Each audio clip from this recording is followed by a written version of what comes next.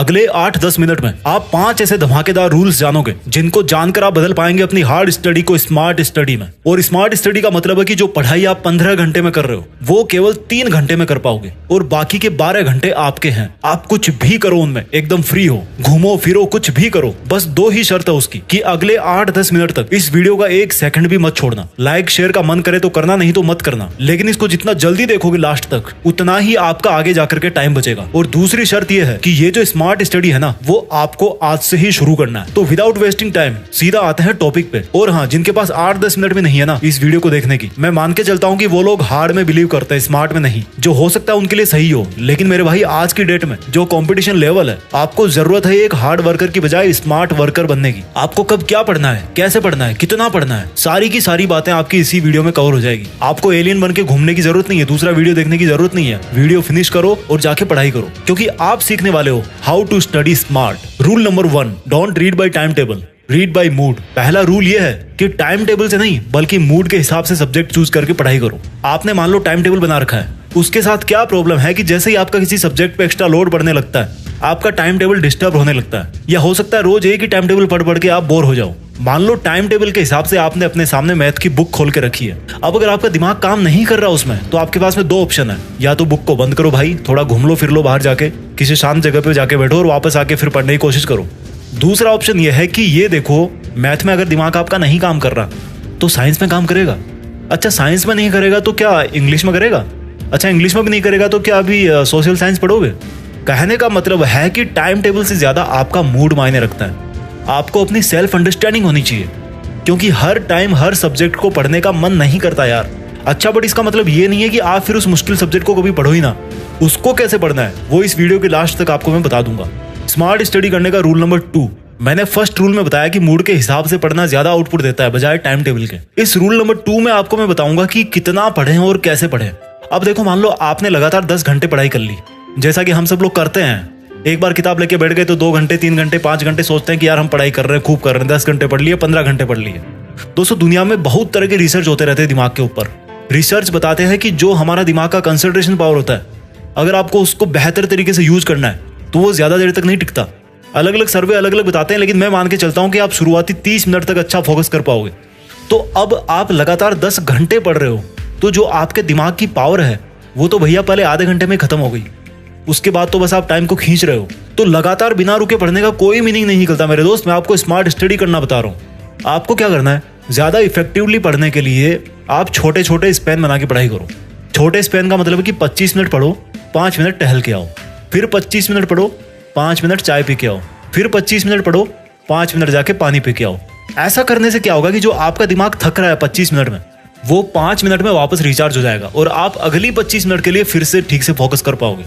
यानी कि आपका दिमाग थोड़ा सा डिस्चार्ज हुआ, फिर आपने उसको 5 मिनट में चार्ज कर लिया।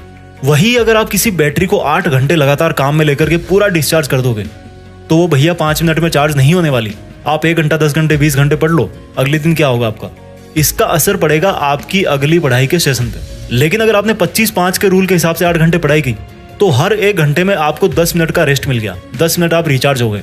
तो 8 घंटे में आपको 1 घंटे 20 मिनट का रेस्ट मिल गया, आपके दिमाग को रेस्ट मिल गया, या कह लो कि वो वापस साथ में चार्ज होता जा रहा है। 25-5 के बाद में आते हैं स्मार्ट स्टडी रूल नंबर 3 पे। अब आपने क्या किया, 25-5 के हिसाब से पढ़ाई करना चालू कर दी। अब आपके दिन का जो लास्ट वाला 25 मिनट का स्पैन है ना, उसमें आपको पढ़ना नहीं है, आपको 2 काम करने हैं और उन दोनों कामों में आपको बहुत ज्यादा मजा आने वाला है। पहला काम तो ये कि आज आपने जो पढ़ाई करी है तो उसका टारगेट पूरा हुआ कि नहीं हुआ, और उसी बेस पे आपको कल क्या पढ़ना है, कितना पढ़ना है, कल का जो स्टडी प्लान है वो आज ही बना लेना है कि कल मुझे इतने चैप्टर कवर करने हैं, या फिर मेरा कोई दूसरा काम है। जैसे मान लो आपको मार्केट जाना है, तो आपको कोशिश ये करनी है कि आपका जो पढ़ाई का प्लान है वो मार्केट जाने से पहले ही कंप्लीट हो जाना चाहिए। या कह लो कि शाम तक या दोपहर तक आप अपना टारगेट पूरा करो और उसके बाद में दोपहर बाद या शाम को जाकर के मार्केट में काम करो, अगर बाद में कर सकते हो तो। क्योंकि मार्केट में तो इतना दिमाग लगाने की जरूरत है नहीं यार आपको।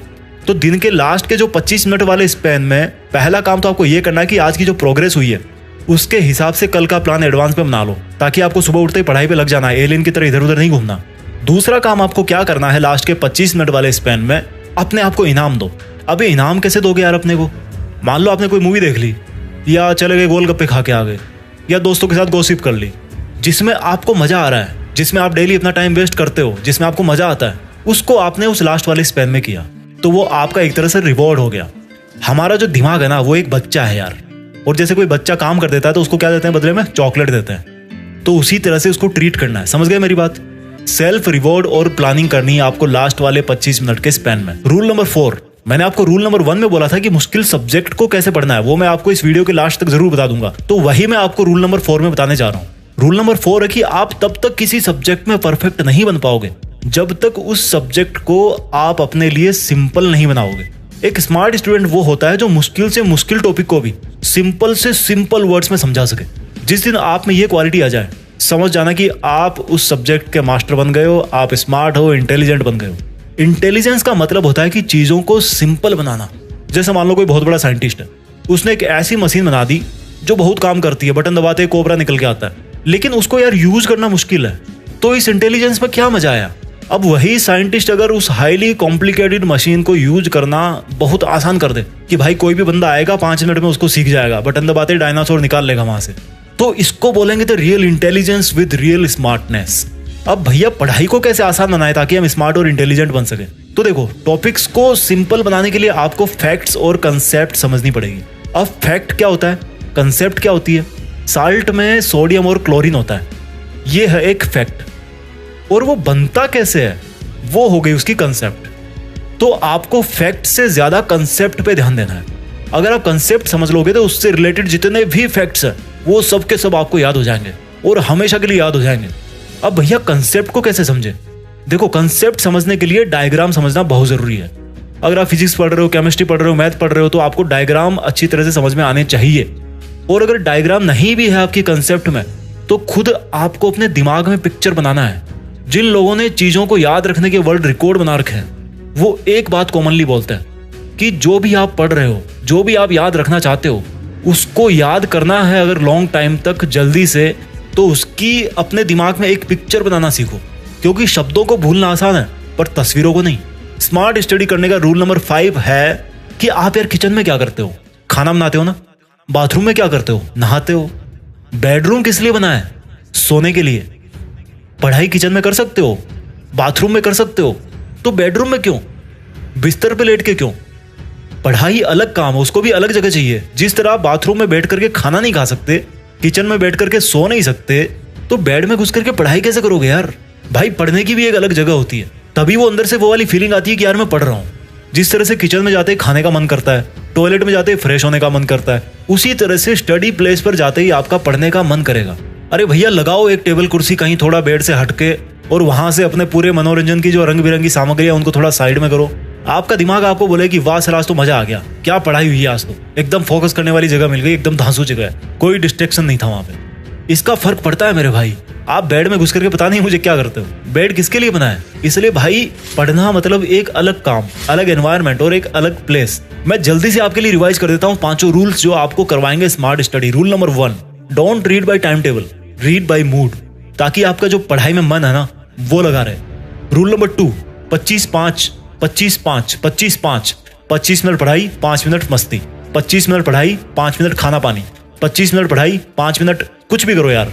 Rule number 3, plan and party. दिन का जो लास्ट 25 मिनट वाला जो स्लेब है ना, उसमें अगले दिन की क्या पढ़ाई करनी है आपको, उसका प्लान आज ही करना है। आज कितनी आपने पढ़ाई करी, क्यों नहीं कर पाए, वो सब चीजें आपको एनालाइज करनी है ताकि आप कल उनको रिमूव कर सको। और जिस दिन उस डे वाला पढ़ाई का प्लान कंप्लीट हो जाए, टारगेट पूरा हो जाए, तो भैया थोड़े मजे भी कर लो। और जिस दिन पढ़ाई पूरी ना कर पाओ तो उस दिन भी थोड़ी मस्ती कर लो यार, क्या बिगड़ता है? वैसे भी बिना पढ़ाई करे तो करते आ ही रहे हो, अभी तो कोशिश तो कर रहे हो कम से कम। रूल नंबर 4 है स्मार्ट स्टडी करने का कि चीजों को सिंपल बनाने के लिए पढ़ो। इंटेलिजेंस और स्मार्टनेस का मतलब है कि चीजों को सिंपलेस्ट बनाना, और अपनी पढ़ाई को सिंपल बनाया जाता है कंसेप्ट से। आपको कंसेप्ट्स पढ़नी है। स्मार्ट स्टडी करने का रूल नंबर 5 है, जिस तरह से किचन में सो नहीं सकते, बाथरूम में खा नहीं सकते, उसी तरह से बेड पे लेट करके पढ़ नहीं सकते। कहीं अलग अपना थोड़ा एक आसन वासन लगाओ, कहीं पे फ्लोर पे बिछाओ, कुछ दरी वरी बिछाओ, वहां पे जाकर के आराम से पढ़ो।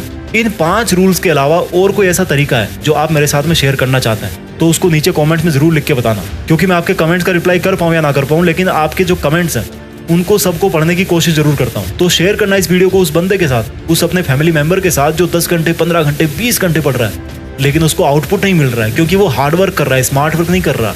और भैया कुछ बड़ा सोचो, बड़ा करो। देश में अपना नहीं बल्कि दुनिया में देश का नाम करो। जय हिंद, वंदे मातरम।